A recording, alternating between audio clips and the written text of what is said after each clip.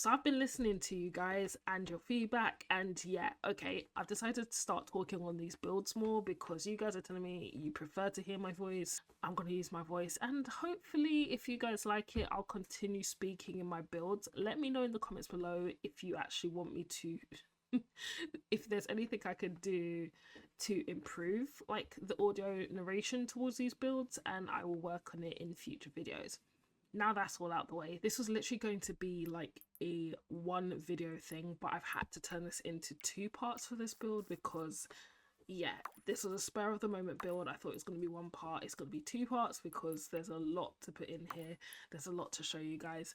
I'm really excited with this build and how it came out, simply because it was so unplanned, but I love it. I literally love the design, I love the end results, which you'll see later, but I love the end result for this build in every single way, not just in this video, but also the location in which I put the build later, which you'll see. Now, getting back into this build, the main thing that I wanted to do was a spur of the moment kind of build. I literally was so tired the day that I was creating this build. I just thought, let me just use my laptop, sit on my bed and just create something off the top of my head, not even to show anyone, just because I wanted to do it. So I wanted to create a kind of nostalgic, like Caribbean styled shack or house, basically.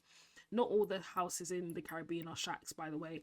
It's just they're like, I just wanted to build a kind of shack, basically. So I wanted to create kind of a Caribbean feel, and in my mind what I was thinking about this build is like, I want it to be kind of homely and very rough and down to earth, not pristine like a lot of my other builds.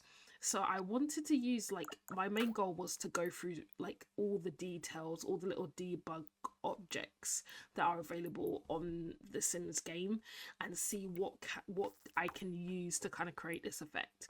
And one of the main things that inspired the rest of the color theme of the build was the sofas. I love this sofa. This actual sofa that I use, I think it's from the Supernatural pack. I'm not too sure. It's either paranormal stuff. I think it's paranormal stuff. But that pack, oh my gosh. So anyway, the sofas came from one of those packs basically, and I was like, this is what I need to use for the rest of the build. A little bit of information about me, if you don't know, I'm of mixed heritage, so I'm also Bayesian. I have Bayesian heritage, so I wanted to stick with the blue and yellow kind of theme representing the flag, and literally the sofas blended in so well with it. The sofas literally blended in with that theme so well, so I just literally based the whole of the rest of the build design off those colors. So that's why I've chosen the colors. But as I was building the kitchen and different areas, I was so decisive. I wanted details. I want little details, and I want kind of old school little details, like the worn out suitcase, the washing basin, also having boxes and everything else, like they're moving in. Also, it might like also having like the worn out kind of details for the walls, because I wanted the walls to look a bit worn out, a bit more grungy.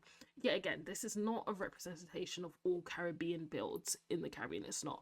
It's just one of those kind of old school, I don't know, aesthetics that are very familiar in terms of some Caribbean builds, especially when you go further out into the countryside. So that's the main kind of themes I wanted to portray in this build, but the details were really important to me. So it took a long time for me to find some of these kind of details, even like the laundry basket, the clothes on the floor, even the rustic kind of worn out, not rustic actually, that's not even the right word, but the worn out bed. Like, I forgot that The Sims even had this object in the build mode. But when I did find the bed and I found out that it had a blue and yellow theme, oh, that topped it off. It just topped the design off anyway. But the backstory that I was having in my head for this build was that it's for a person that has maybe moved to the Caribbeans, like a Sim that's moved to the Caribbeans. They're starting from scratch.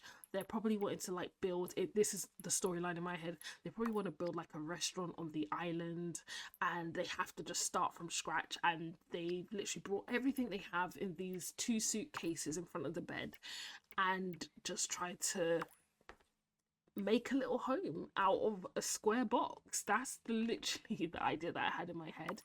I want it to be like a starting from humble beginnings, so it makes me think that this build would be great for like, I don't know, a rags to riches challenge or something along those lines, where you're just starting with the bare minimum and just building up, building up, building up, and then eventually, I don't know, through businesses, money making, you can move to a bigger home.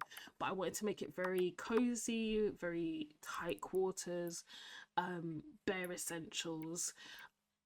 And yeah, that's literally the rationale, the story rationale behind it. Now, one of my most favorite things with this build is actually as well the windows.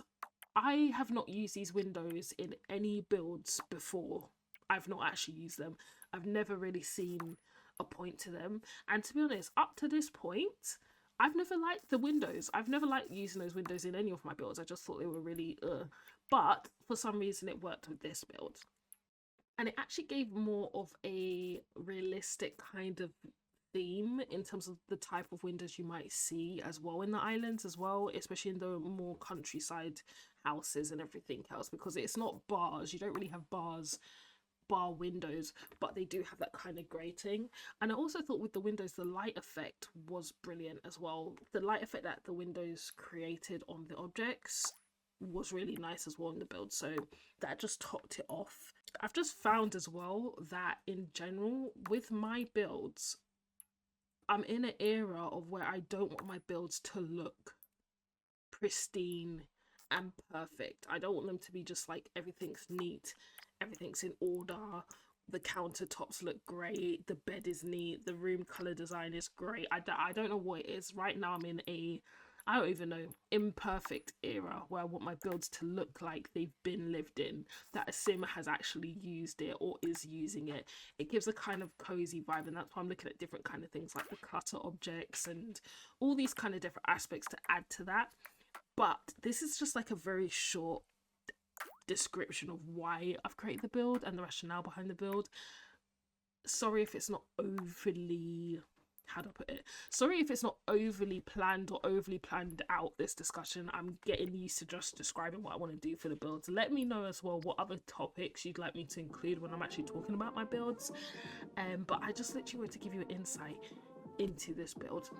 I will be doing a second part video because we are moving this house, this little build, into the actual environment that I want the house to be in as well, and I'll be in an upcoming video, so stay tuned for that.